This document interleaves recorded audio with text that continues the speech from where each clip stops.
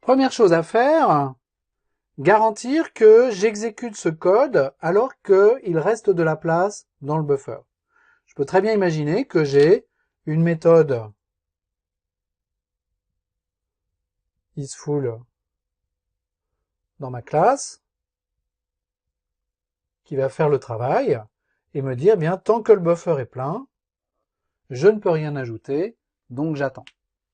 Après tout, je suis dans un thread producer, j'ai un thread consumer qui fonctionne à côté, qui va consommer des éléments de mon buffer, donc si j'attends juste le temps suffisant, le niveau de remplissage de mon buffer devrait diminuer, et à un moment ou à un autre, je devrais être capable de pouvoir ajouter des éléments.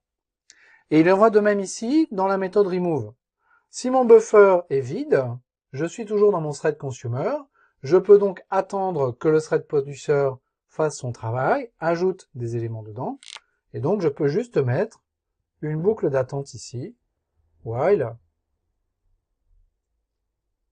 tant que mon buffer est vide, j'attends, donc une boucle while vide, qui ne fait rien, et ensuite, je vais pouvoir consommer des éléments de mon buffer.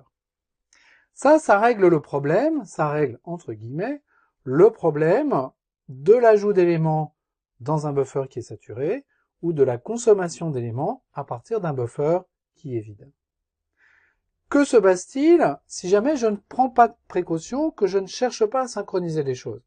Et ce qui va se passer, c'est que je peux très bien incrémenter index ici pendant que j'ai le décrémente ici, avoir une raise condition sur la mise à jour de cette valeur d'index, et à l'arrivée avoir une valeur corrompue.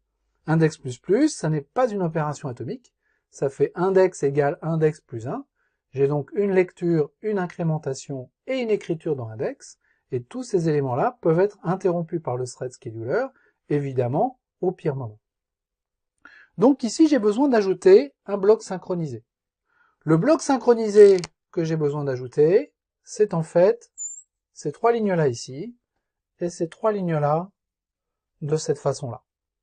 Pourquoi? Parce que, supposons que je sois dans une situation où j'ai plusieurs producers et plusieurs consumers.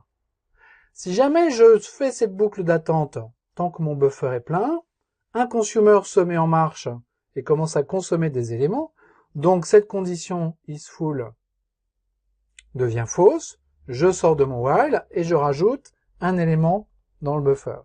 Mais si j'ai plusieurs threads producers, ces threads vont eux-mêmes être en concurrence d'accès, et il se peut très bien que plusieurs threads sortent du isFull en parallèle et se mettent à ajouter plusieurs éléments dans un buffer qui n'a pas la place pour les accueillir. Donc entre le moment où je teste que mon buffer est saturé et le moment où cette condition devient fausse et que j'ajoute un unique élément dedans, il ne faut pas que je sois interrompu, surtout dans le cas où j'ai plusieurs producers.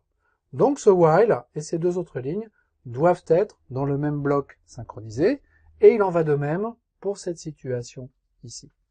Donc tout ça, c'est dans un bloc synchronized, synchronisation sur un objet que je vais appeler L, comme bloc. Ici, pareil, synchronisation également sur un objet L, et l'objet de synchronisation que j'utilise ici doit être le même que celui-là. Pourquoi? Parce que pendant que j'ajoute dans le buffer, je ne veux pas avoir de problème avec quelqu'un qui retire des éléments au même moment. Toutes ces opérations doivent être synchronisées.